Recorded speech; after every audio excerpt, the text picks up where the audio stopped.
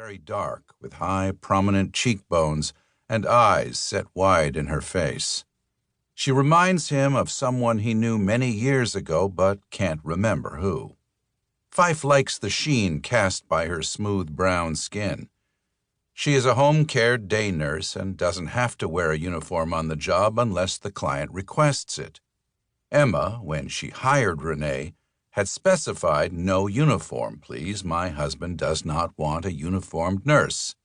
But Renee showed up in crisp whites anyhow. It spooked Fife at first, but after 10 days he has gotten used to it. Also, his condition is worse now than when she first arrived. He's weaker and more addled, only intermittently, but with increasing frequency, and is less able to pretend that he is only temporarily disabled, out of whack, recovering from a curable illness. The nurse's uniform doesn't bother him as much now. They're ready to add a night nurse, and this time Emma has not specified, "Please no uniform."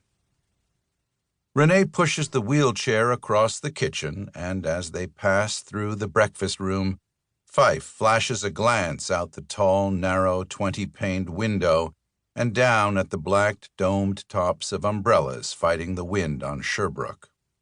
Large flakes of soft snow are mixed into the rain, and a slick gray slush covers the sidewalks. Traffic sloshes soundlessly past. Gusts of wind beat in silence against the thick walls of the fortress-like gray cut-stone building. The large rambling apartment takes up the entire southeast half of the 3rd floor. The Archdiocese of Montreal used the building to house the nuns of the Little Franciscan Sisters of Mary in the 1890s and sold it in the 1960s to a developer who converted it into a dozen high-ceilinged 6- and 7-room luxury apartments. Renee says that Madame Fife took one look at the weather and said she was glad to stay home today. Madame Fife is working in her office on her computer. She asked Renee to tell Fife that she will come out to see him when the film people start the interview. "Yeah, well, I can't do this if she's not here. You know what I mean?" he asks again. Renee says since he will in reality be talking to a movie camera, and the man doing the interview, and the people who will someday watch the movie on television, can't he pretend that he's talking to his wife, the same as if she was there in reality?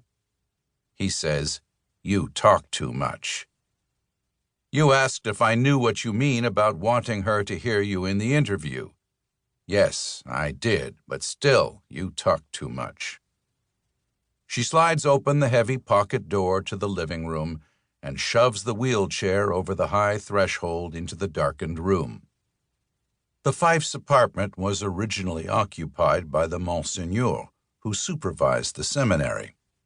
It's a wood-paneled 3-bedroom flat with a formal dining room, parlor, reception hall, office, and library that Fife uses as an editing room.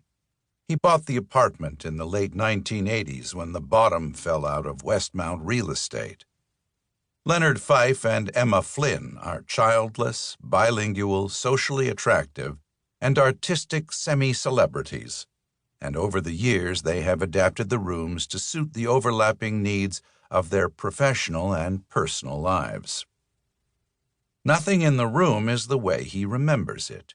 Instead of entering a large, high-ceilinged living room with 4 tall curtained windows, a room comfortably furnished with mid-20th century sofas and chairs and lamps and tables, Fife has entered a black box of unknown dimensions. He can feel the presence of several other people in the box, perhaps as many as 4. Their silence is sudden, like held breath, as if caused by his entry, as if they don't want him to know they have been talking about him, about his illness. They exhale, and he hears them breathing.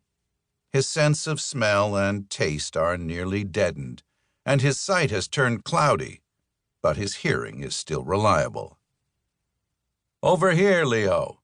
It's Malcolm, speaking in English. He says, "Vincent, give us some light, will you?" Vincent is the